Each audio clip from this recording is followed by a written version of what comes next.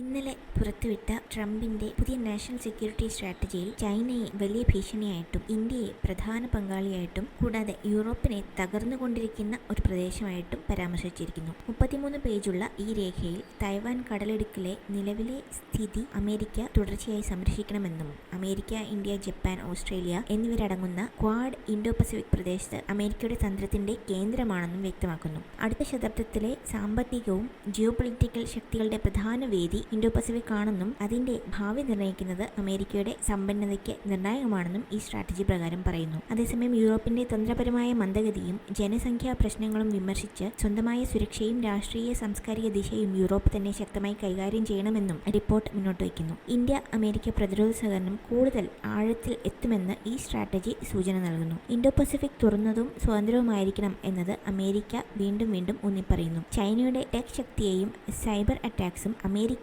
നേരിടേണ്ടി വരുന്ന പ്രധാന വെല്ലുവിളികളാണെന്നും ഈ രേഖ പറഞ്ഞുവെക്കുന്നു.